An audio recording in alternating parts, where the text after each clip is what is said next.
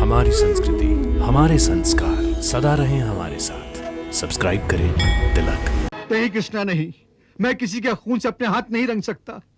मेरी आत्मा तो उस दृश्य की कल्पना से ही कांप उठती है, कल्पना से ही कांप उठती है, कांप उठती है, कांप उठती है, कांप उठती है। मैं जानता था पांडव युद्ध से अवश्य कतराएंगे। अपने कुल का संहार टालने के लिए युद्ध को भी अवश्य टालेंगे। कृष्णा, मैं अपने ही सगे संबंधियों का खून कैसे बहा सकता हूं? गुरुदेव तो एक शिष्य के लिए पिता और भगवान के समान होता है, तो फिर मैं उसका अनादर कैसे कर सकता हूं? और पितामह, वो तो आदरणीय ही नहीं पूजनीय भी हैं।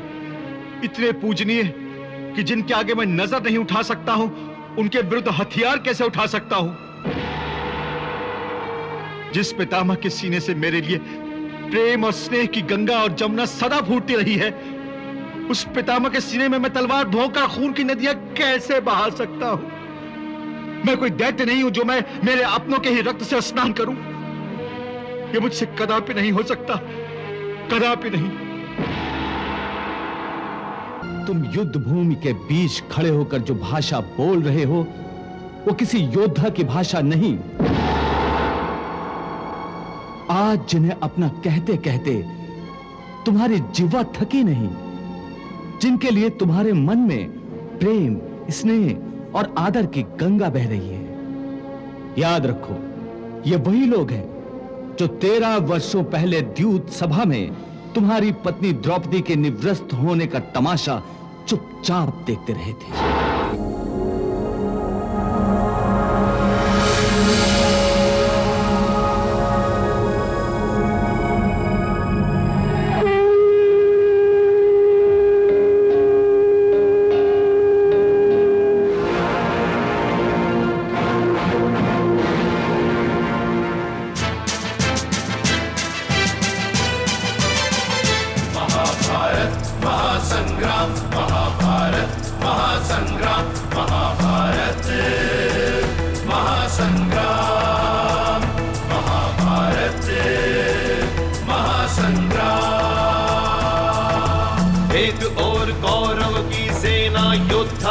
बलवान, एक और 5 पांडव संग थे कृष्ण भगवान।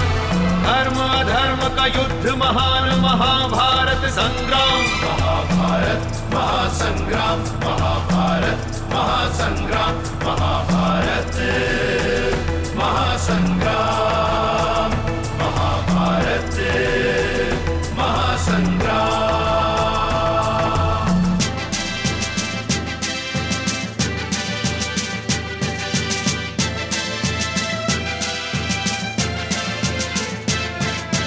दुर्योधन शकुनी मामा ने द्यूत क्रीड़ा रचाई थी। पांडव सारे दाव हारते हार गए, द्रौपदी भी। हरी सभा में वस्त्र हरण करवाता है दुर्योधन। किसी ने किया विरोध नहीं, ना गुरुजन ने ना पितृजन। चीख रही द्रौपदी बिचारी, लाज बचाए कौन? शक्तिहीन बैठे सब पांडव, सारी सभा है मौन। फिर द्रौपदी की लाज बचाते आके कृष्ण भगवान। महाभारत महासंग्राम, महाभारत महासंग्राम, महाभारत महासंग्राम, महाभारत महासंग्राम।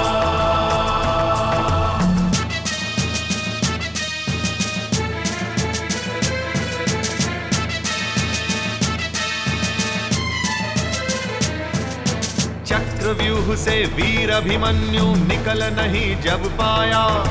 7 दुष्टों ने एक बालक को एक एक करके मारा। कर्ण ने मां को वचन दिया, पुत्र रहेंगे जीवित 5। जीवन देकर वचन निभाया, वचन पे आने दी ना आँच। गांडीवधारी अर्जुन के सारथी कृष्ण भगवान।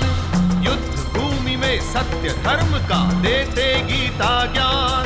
तेरा कर्म ही विजय दिलाएगा, तू सोच नहीं परिणाम। महाभारत महासंग्राम, महाभारत महासंग्राम, महाभारत महासंग्राम। महासंग्राम महाभारत महासंग्राम।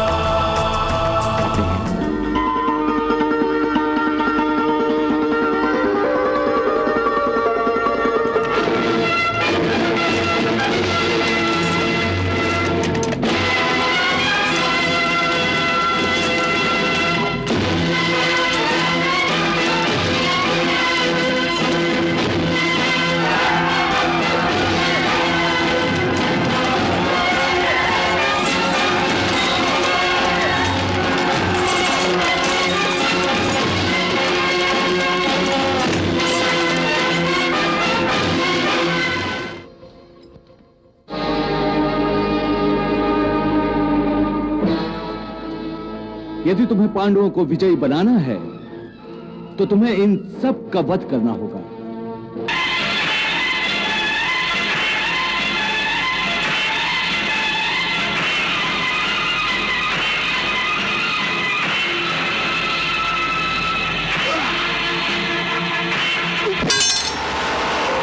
अर्जुन क्या कर रहे हो?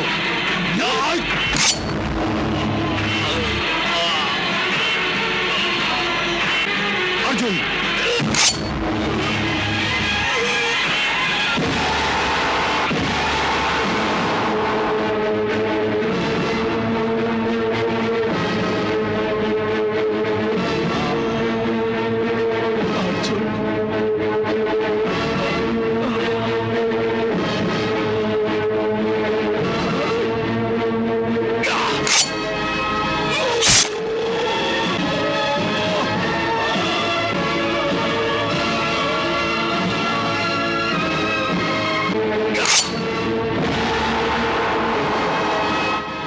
नहीं कृष्णा नहीं, मैं किसी के खून से अपने हाथ नहीं रंग सकता। मेरी आत्मा तो उस दृश्य की कल्पना से ही कांप उठती है, कल्पना से ही कांप उठती है, कांप उठती है, कांप उठती है, कांप उठती है। मैं जानता था पांडव युद्ध से अवश्य कतराएंगे। अपने कुल का संहार टालने के लिए युद्ध को भी अवश्य टालेंगे। मेरा अनुमान सही निकला संजय। अब युद्ध नहीं होगा, अब युद्ध नहीं होगा। कृष्णा, मैं अपने ही सगे संबंधियों का खून कैसे बहा सकता हूं, कैसे बहा सकता हूं? गुरुदेव तो एक शिष्य के लिए पिता और भगवान के समान होता है, तो फिर मैं उसका अनादर कैसे कर सकता हूं? जिस गुरुदेव ने मुझे धनुर्विद्या दी, तीर चलाना सिखाया, उन्हीं की दी हुई धनुर्विद्या का दुरुपयोग करते हुए मैं उसी आदरणीय शरीर पर तीरों की वर्षा करूं, उन्हीं के सीने को छलनी करूं? मैं इतना ओछा और गिरा हुआ मनुष्य नहीं, इतना ओछा और गिरा हुआ मनुष्य नहीं हूं।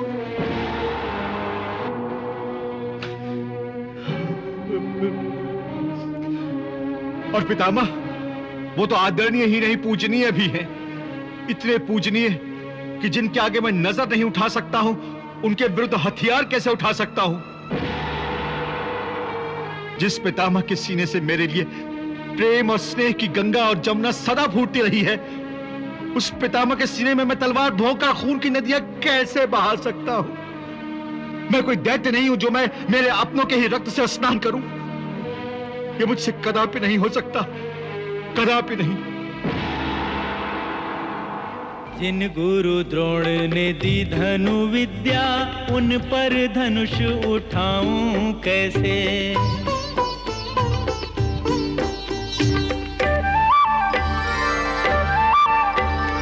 पूजन योग्य जो भीष्म पितामह, उन पर बाण चलाऊं कैसे?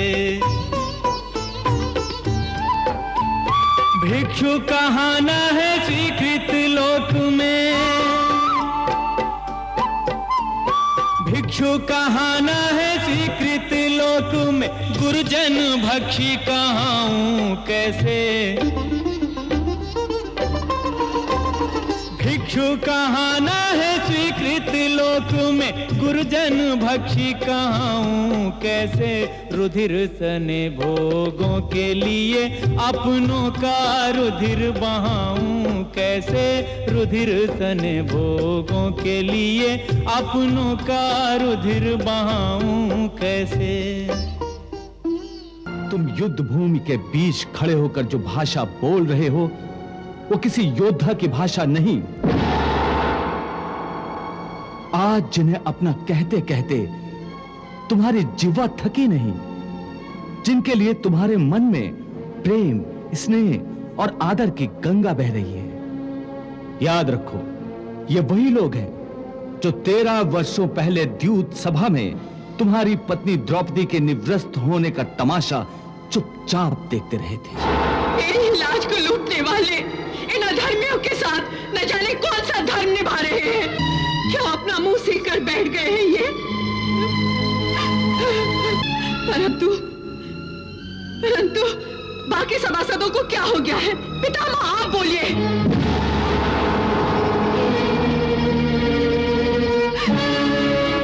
गुरुदेव आप बोलिए, बोलिए। आप सब जीवित लोग हैं या पाषाण की मूर्तियां? इस भरी सभा में गुरु, धर्म गुरु, ज्येष्ठ, कुल ज्येष्ठ, क्या इनमें से किसी एक के शरीर में भी जीवित आत्मा नहीं है जो इस अमानवीय अत्याचार के विरुद्ध 2 शब्द ही बोलते? धिक्कार है सभा पर, धिक्कार है, धिक्कार है सभा पर, धिक्कार है, धिक्कार है। आज द्यूत सभा में जो कुछ हुआ वो नहीं होना चाहिए था। पांडव अपना जो कुछ हार गए हैं, राजपाट, धन दौलत, वो मैं सब उनको वापस करता हूं। महाराज, इस तरह ये द्यूत बच्चों का खेल बनकर रह जाएगा। जुए के खेल में कोई जीतता है तो कोई हारता है, और हारने वाले को कुछ ना कुछ हारना ही होता है। आखिर एक फैसला हुआ कि पांडव 12 वर्षों के लिए वनवास और 1 वर्ष के लिए अज्ञातवास में जाएंगे। शर्त यह भी थी कि यदि अज्ञातवास में धर लिए गए तो उन्हें फिर 12 वर्षों के वनवास और 1 वर्ष के अज्ञातवास के लिए जाना होगा। किसी ने जिह्वा तक भी नहीं हिलाई थी। इनमें से किसी एक ने भी उसकी रक्षा के लिए उस समय हाथ नहीं उठाए थे, और वही हाथ आज तुम्हारी हत्या के लिए उठे हुए हैं। सबके हाथों में तुम्हारे और पांडवों के वध के लिए आज तीर और तलवारें तड़प रही हैं।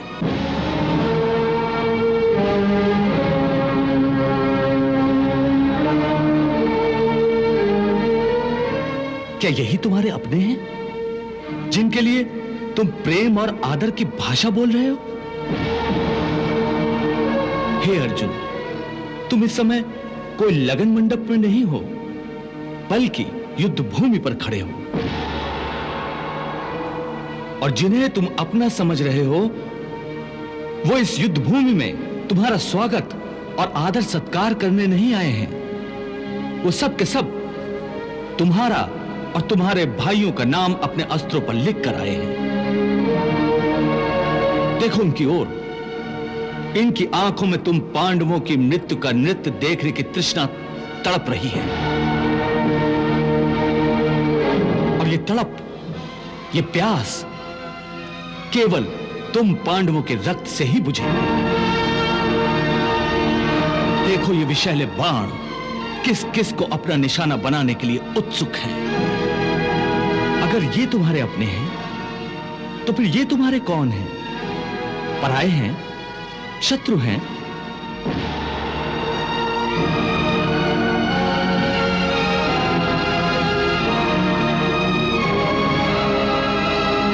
जिन्हें तुम कौरवों के निर्दयी शस्त्रों के हवाले कर देना चाहते हो? अरे ये तुम्हारे अपने हैं, जो तुम्हारे जीवन और मृत्यु में तुम्हारे साथ हैं, जो तुम्हारे कंधे से कंधा मिलाकर तुम्हारे हित के लिए युद्ध करने आए हैं। हे अर्जुन, इस समय ये सब तुम्हारी गांडीव की टड़कार सुनने के लिए उत्सुक है।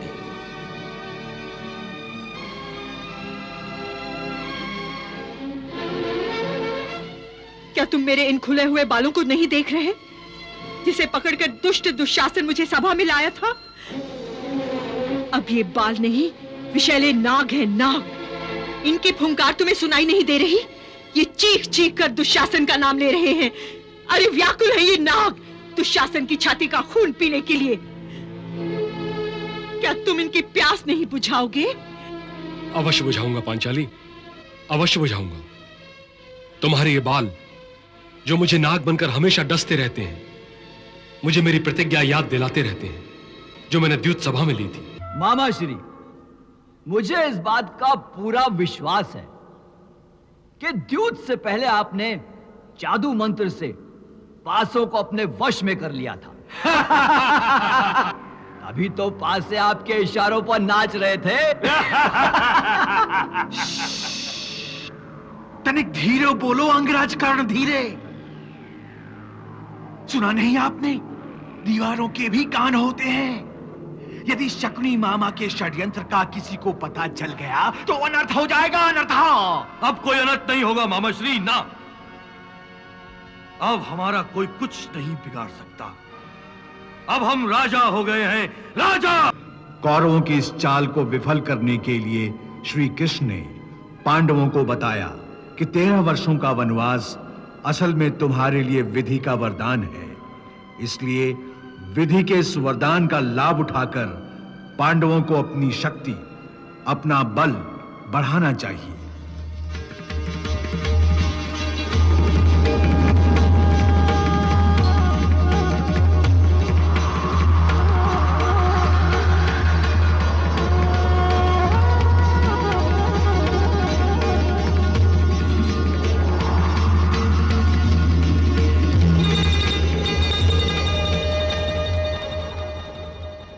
आज पांचों पांडवों के अज्ञातवास का पहला दिन है। जाओ उन्हें चारों दिशाओं में तलाश करो। हर शहर, हर राज्य, हर गली में उनको ढूंढो। जंगल, बस्ती, पहाड़, पर्वत, हर जगह तलाश करो। आकाश पाताल एक करो।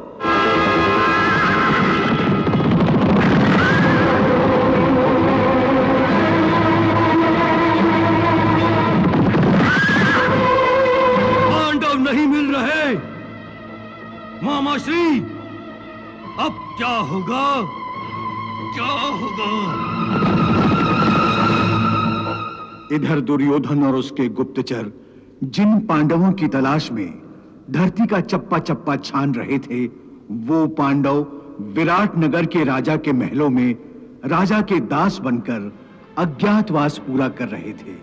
सम्राट युधिष्ठिर कंक भट्ट के नाम से राजा के मुसाहिब बनकर चौसर खेलकर उनका मनोरंजन करते थे, तो गदाधारी भीमसेन राजमहल की रसोई में बल्लभ नाम का रसोइया बनकर भोजन तैयार करता था। उर्वशी के श्राप के अनुसार अर्जुन 1 साल के लिए नपुंसक हो गया था और बृहन्नला नाम का नर्तक बनकर राजकुमारी उत्तरा को नृत्य की शिक्षा दे रहा था।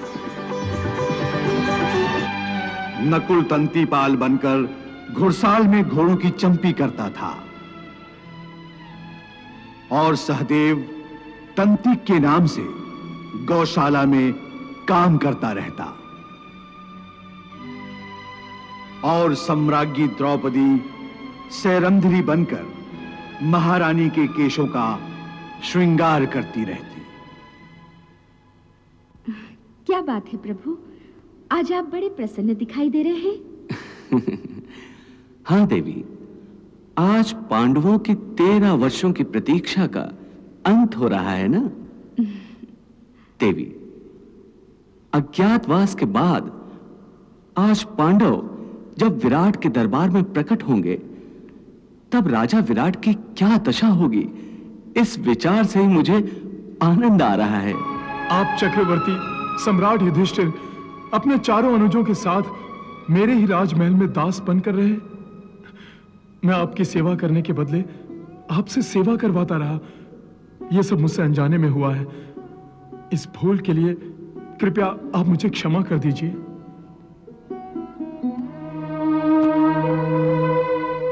नहीं महाराज, नहीं।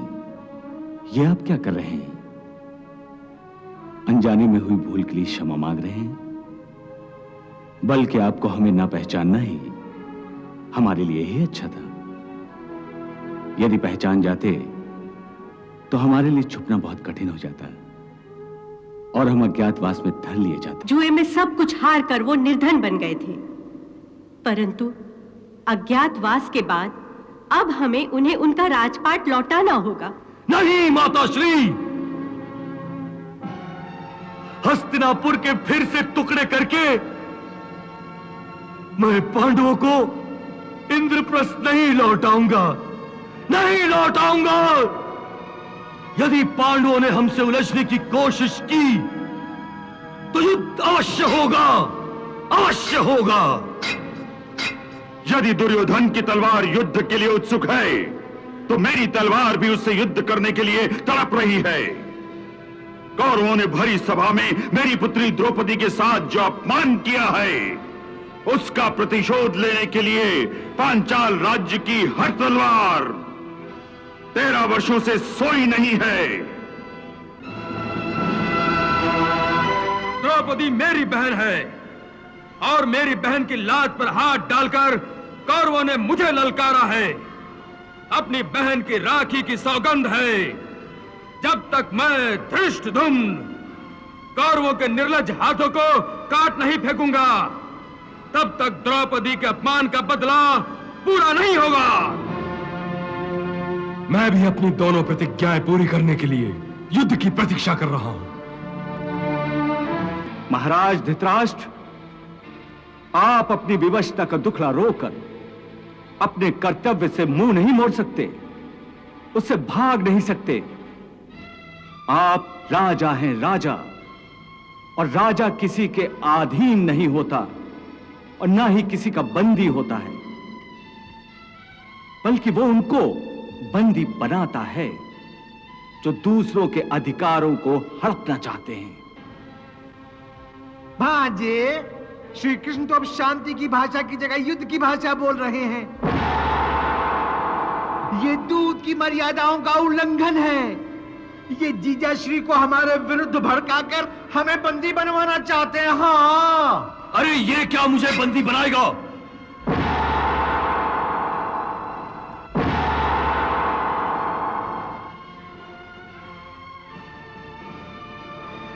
मैं ही इसे बंदी बनाऊंगा। कर्ण, बंदी बना लो इस पक्षपाती दूत को। सावधान!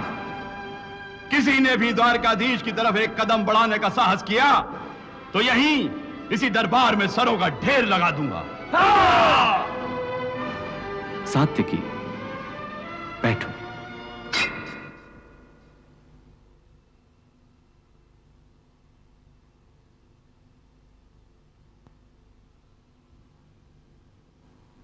आओ आओ दुर्योधन, आओ कर्ण, मुझे बंदी बना लो।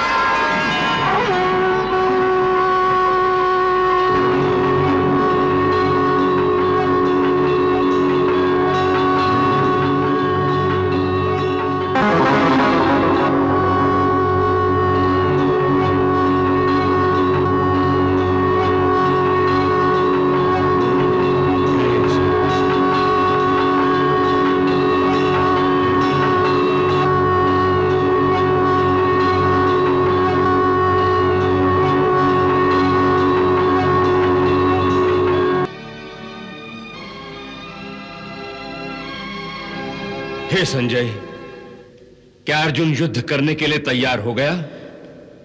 नहीं महाराज।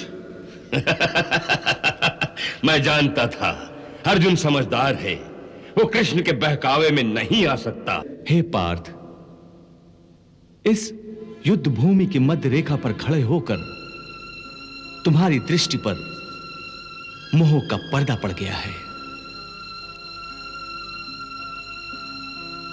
अर्धसत्य तो तुम देख रहे हो कि ये तुम्हारे अपने हैं, परंतु ये अर्धसत्य तुम्हें नहीं दिखाई दे रहा है कि ये कौरवों जो तुम्हारे अपने हैं वो इस युद्ध भूमि में तुम्हें अपने गले लगाने नहीं आए हैं, बल्कि तुम्हारे खून से होली खेलने आए हैं। देखो इनकी ओर, ये सब जिन्हें तुम अपना कह रहे हो, ये कौरव एक बात निश्चित रूप से जानते हैं कि यदि उन्हें इस युद्ध में विजय प्राप्त करनी है तो उस महापराक्रमी को अपने रास्ते से हटाना होगा जिसका नाम अर्जुन है। पार्थ, तुम इन्हें अपना समझते हो, इसलिए तुम इन्हें मौत के घाट नहीं उतारना चाहते। परंतु यदि तुम इन्हें मौत के घाट नहीं उतारोगे तो ये अवश्य ही तुम सबको मौत के घाट उतार देंगे। हे मधुसूदन, यदि वो मुझे मारना चाहते हैं तो मार दे, मुझे इसकी कोई चिंता नहीं। परंतु मैं अपनों को ही मारकर पाप कैसे कर सकता हूं? यदि वो लोग लोभ से भ्रष्ट चित्त होकर अपने ही कुल के नाश से होने वाले दोषों और पापों को नहीं देख सकते तो क्या हुआ? परंतु हम तो इस युद्ध के फल स्वरूप होने वाले विनाश और विनाश से उत्पन्न दोषों को देख सकते हैं, उस पर विचार कर सकते हैं। हे केशव, तुम तो जानते हो कि कुल धर्म नाश होने से सनातन कुल धर्म का नाश हो जाता है, और धर्म के नाश हो जाने से संपूर्ण कुल में पाप उसी प्रकार फैल जाता है जैसे कोई प्राणघातक रोग मनुष्य के शरीर में फैल जाता है। और उस फैले हुए पाप के कारण उस कुल की स्त्रियां दूषित हो जाती हैं, और स्त्रियों के दूषित हो जाने से वर्ण संकर संतानें उत्पन्न होती हैं, और वर्ण संकर के पाप के कारण सारा कुल का कुल नरक का अधिकारी बन जाता है। इतना ही नहीं, उनके पितरों को भी अधोगति प्राप्त होती है। कुलक्षये प्रणश्यन्ति कुलक धर्मा सनातना धर्मे नष्टे कुलम कृतस्सनम अधर्मो अभिभवत्युत। अधर्मा अभिभवात् कृष्ण प्रदुष्यन्ति कुल स्त्रियः स्त्रीषु दुष्टासु वाषणे जायते वर्ण संकरः। ये सब जानते हुए भी मैं युद्ध करूं, ये कैसे हो सकता है? मैं कुल घाती होने का पाप स्वयं अपने हाथों अपने माथे पर कैसे लिखूं?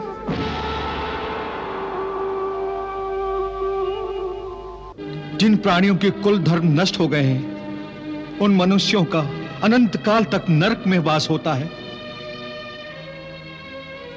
इससे तो अच्छा है कि मैं कमंडल लेकर घर घर भिक्षा मांगता फिरूं। इसलिए मैं युद्ध नहीं करूंगा, मैं युद्ध नहीं करूंगा।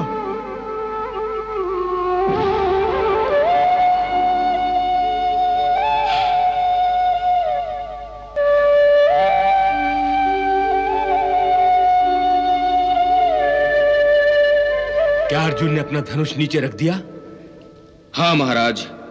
संजय, यही अवसर है, सुनहरा अवसर, क्योंकि अर्जुन ने अपना गांडीव धनुष नीचे रख दिया है और कृष्ण तो पहले से निशस्त्र है।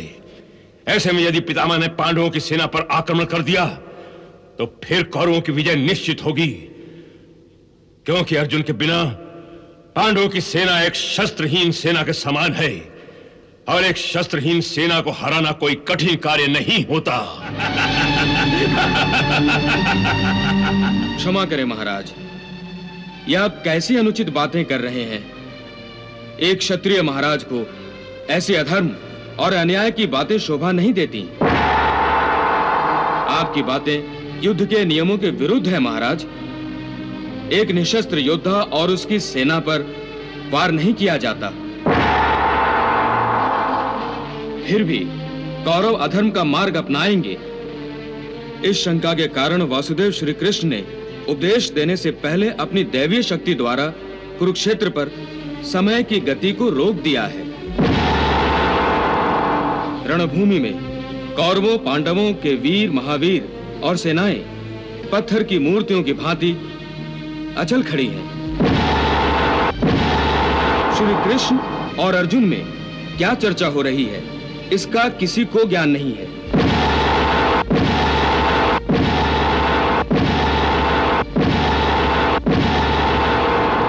क्योंकि समय भी श्री कृष्ण के श्री मुंह से निकलने वाले हर शब्द को सुनने के लिए कुरुक्षेत्र में जैसे थम गया है। वाह अर्जुन, कितने सुंदर विचार हैं। मैं युद्ध नहीं करूंगा, मैं भिक्षा मांग लूंगा। हे अर्जुन, यह बात कोई वीर नहीं, केवल एक कायर कर सकता है। क्या तुम अपनी कायरता का प्रदर्शन करने के लिए इस युद्ध भूमि पर आए थे? क्या इसीलिए तुमने भगवान शिव से पाशुपतास्त्र ग्रहण किया था?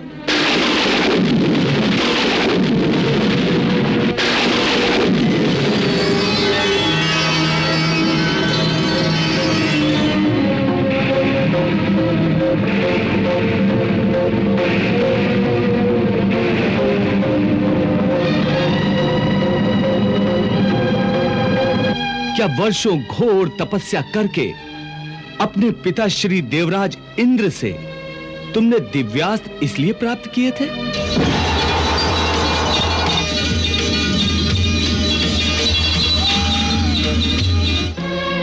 क्या तुम्हें अपनी माता कुंती का अंतिम संदेश याद नहीं कि जब भी मेरे सम्मुख आओ तो विजयी बनकर आओ और अपने माथे पर कौरवों के रक्त से विजय तिलक लगा कर आओ। 13 वर्षों तक मैं अपने पुत्रों के मुखमंडल का दर्शन नहीं कर सकी, मगर अब जब वो मेरे सामने आए तो अपने शत्रुओं के रक्त से विजय तिलक लगाकर ही मेरे सामने आए, वरना नहीं। हे अर्जुन, याद रखो, अपनी माता के उस वचन को निभाने की जिम्मेदारी तुम पर है। इसलिए अपने हृदय की तुच्छ दुर्बलता को त्याग कर क्षत्रियों की भांति युद्ध करो, क्योंकि क्षत्रियों का धर्म है युद्ध करना। हे मधुसूदन, मैं भी जानता हूं कि मैं क्षत्रिय हूं, युद्ध करना मेरा धर्म है, परंतु इस युद्ध भूमि में युद्धाभिलाषी इस स्वजन समूह को देखकर मेरा शरीर ढीला पड़ रहा है, मेरी आत्मा कांप रही है, मेरा गला सूख रहा है। हे मधुसूदन, परस्पर विरोधी विचारों के आक्रमण से मेरी मति भ्रमित हो गई है। इस दुविधा के कारण मुझे मेरा मार्ग स्पष्ट दिखाई नहीं दे रहा है। हे कृष्ण, तुम मेरे गुरु हो, भगवान हो, मैं तुम्हारी शरण में आया हूं। अब तुम ही मेरा मार्गदर्शन करो, मुझे रास्ता बताओ, क्या उचित है और क्या अनुचित।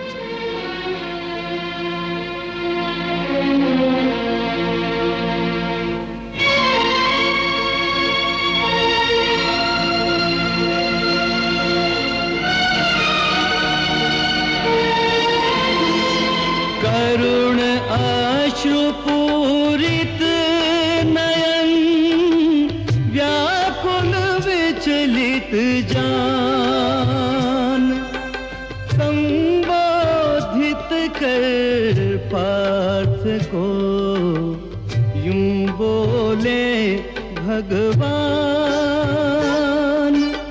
बोले श्री भगवान। अशोच्यानन्व शोचस्त्वं प्रज्ञावादांश भाष से गतासून गतासूंश्च नानुशोच्यन्ति पंडिताः। शोक के योग्य नहीं उनमें कोई, जिनके शोक में तू अकुलाए।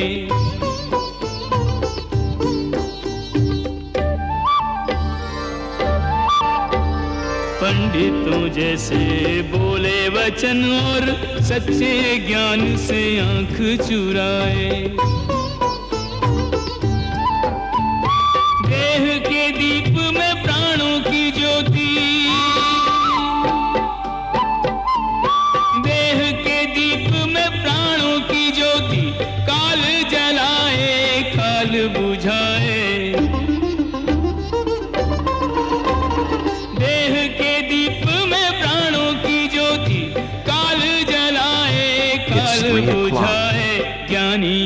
विचलित होते नहीं, कोई जग में रहे या जग से जाए। ज्ञानी विचलित होते नहीं, कोई जग में रहे या जग से जाए। जो ही देने को चले प्रभु अर्जुन को ज्ञान, कुरुक्षेत्र पर हो गया केंद्रित सबका ध्यान, केंद्रित सबका ध्यान। ब्रह्मा जागे नारद चौंके, त्रिभुवन में कौतूहल जागा।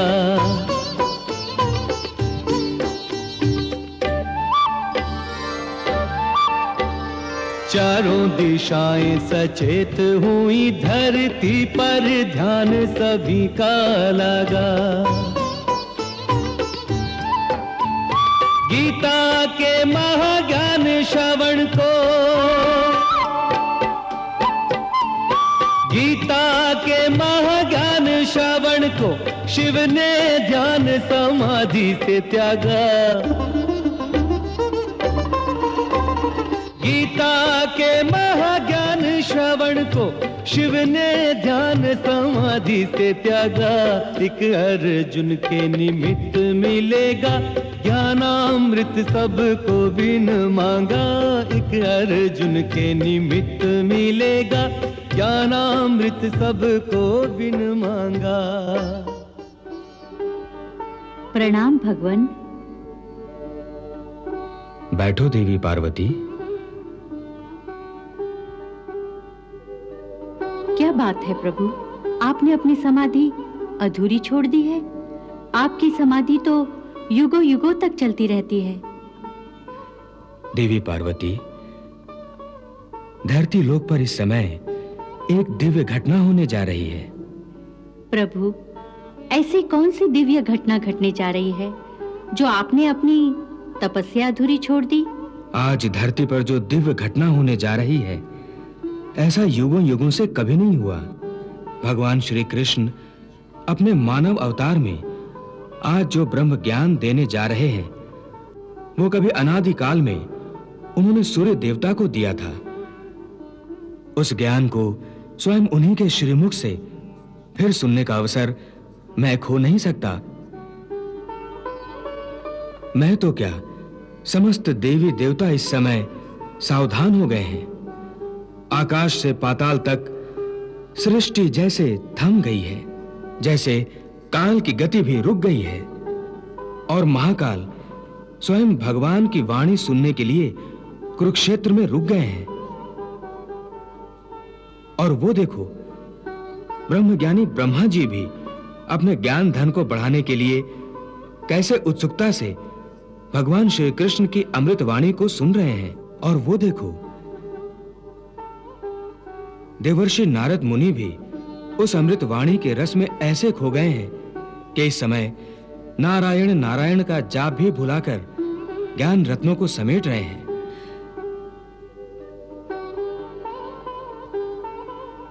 उस ज्ञान को स्वयं उन्हीं के श्रीमुख से सुनने का अवसर मैं नहीं खो सकता।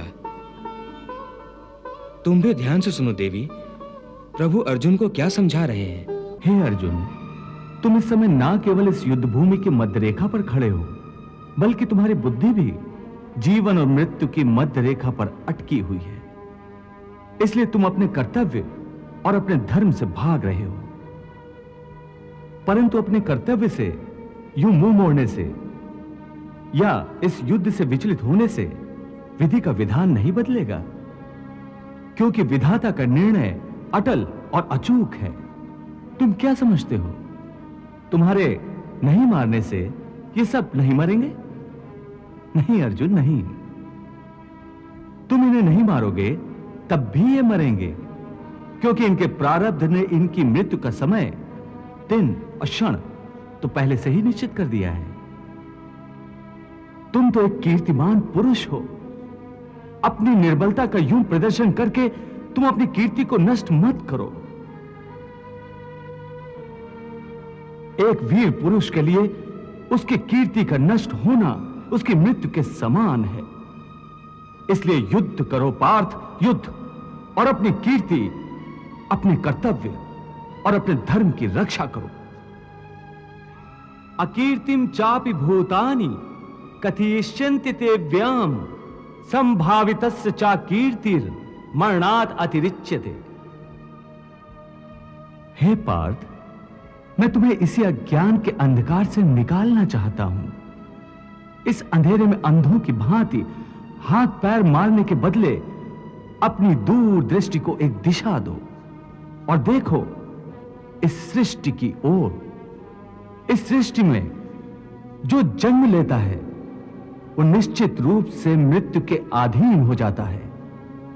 इसका अर्थ यह है कि इस मृत्युलोक का हर प्राणी, चाहे वो मनुष्य हो, पशु हो, पक्षी हो या फिर पेड़ पौधा हो, हर सांस लेने वाला प्राणी अपने जन्म के साथ अपनी मृत्यु को भी लेकर आता है। हर प्राणी को एक ना एक दिन निश्चित क्षण पर मरना अर्थात अपना शरीर त्यागना ही पड़ता है। इसलिए तुम उनके मरने की चिंता छोड़कर अपना कर्तव्य समझकर युद्ध करो। संजय, ये कृष्ण अपना सारथी धर्म भूल रहा है। युद्ध के समय सारथी को केवल अपने स्वामी के आदेश का पालन करके रथ का संचालन करना चाहिए और संकट के समय यदि आवश्यक हो तो अपने स्वामी के प्राणों की रक्षा करने के लिए उसे सुरक्षित स्थान पर ले जाना चाहिए। परंतु कृष्ण जो कर रहा है वो सारथी धर्म के विरुद्ध है। यदि अर्जुन युद्ध करना नहीं चाहता तो कृष्ण उसे उपदेश देकर युद्ध करने के लिए क्यों उकसा रहा है? जातस्य ही ध्रुवो मृत्युर ध्रुवम जन्म मृतस्य च तस्माद् अपरिहार्य अर्थे न त्वं सोचितुम अर्हसि। ये ठीक है कृष्णा कि उनके प्रारब्ध में मरना लिखा है, परंतु उसका माध्यम मैं क्यों बनूं? यदि पितामह की मृत्यु का समय आ गया है तो वो अवश्य मर जाएंगे, परंतु मैं अपने हाथों से उन्हें क्यों मारूं? तो ठीक है, मत मारो, परंतु पहले मुझे ये तो बताओ कि कौन है तुम्हारे भीष्म पितामह? कहां है तुम्हारे भीष्म पितामह? ये क्या पूछ रहे हो कि भीष्म पितामह कहां है, कौन है? तुम्हें दिखाई नहीं देते क्या? वो सामने ही तो हैं खड़े भीष्म पितामह। वो जो रथ के ऊपर खड़ा है? हाँ, वही तो। पर वो जो रथ के ऊपर खड़ा दिखाई दे रहा है पार्थ, वो तो केवल भीष्म पितामह का शरीर है। मैं पूछता हूं असली भीष्म पितामह कौन है, कहां है? हे कृष्णा, तुम्हारी बात मेरी समझ में नहीं आ रही है। वो जो दिख रहा है वो भीष्म पितामह नहीं है, केवल शरीर है। इसका अर्थ है कि भीष्म पितामह कोई और है। अवश्य, यही तुम्हें समझा रहा हूं मैं। देखो ध्यान से, देखो उस शरीर में जो प्रकाश है जिसे आत्मा कहते हैं।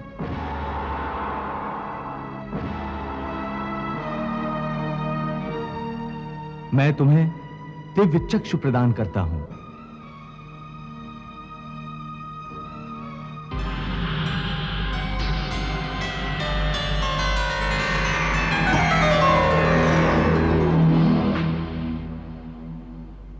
इन दिव्य चक्षुओं से देखो उस आत्मा को।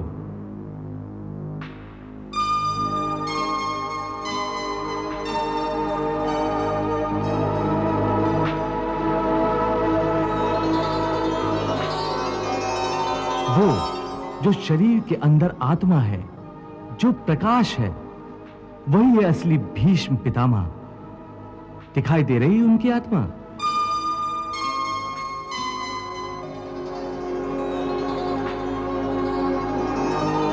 हाँ केशव, एक प्रकाश रूपी आत्मा दिखाई दे रही है। बहुत अच्छा।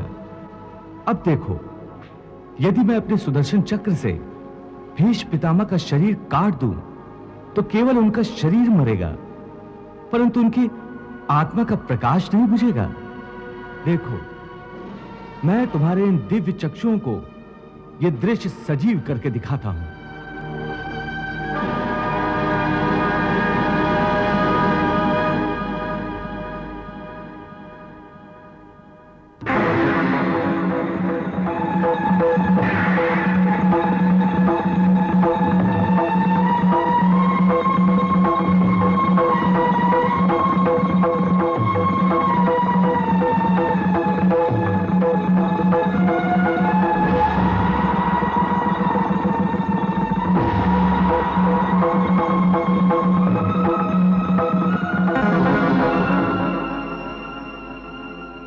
देख लिया अर्जुन, मेरे सुदर्शन से केवल उस शरीर का नाश हुआ है, उसकी आत्मा का दिया अब भी उसी प्रकार चल रहा है।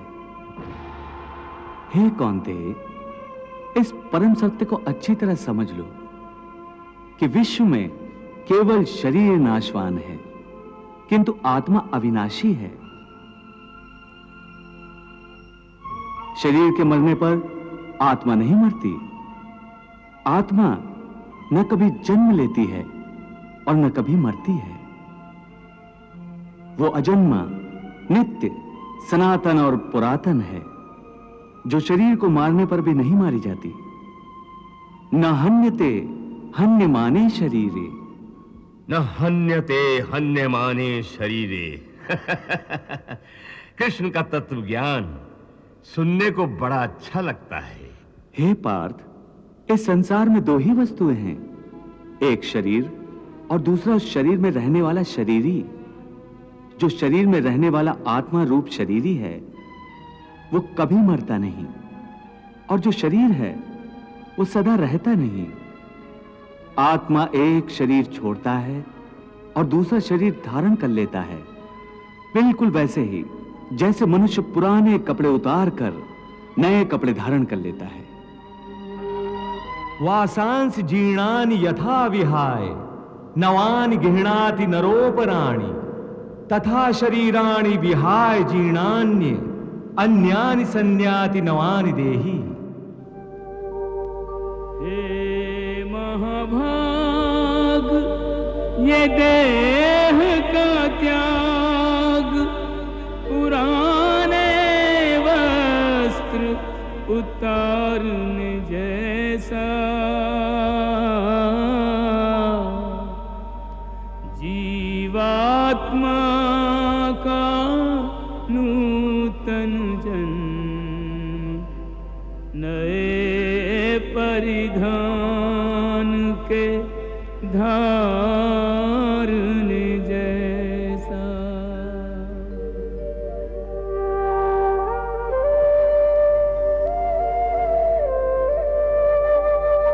देह भी चोला, वस्त्र भी चोला है, यह तथ्य विचारने जैसा।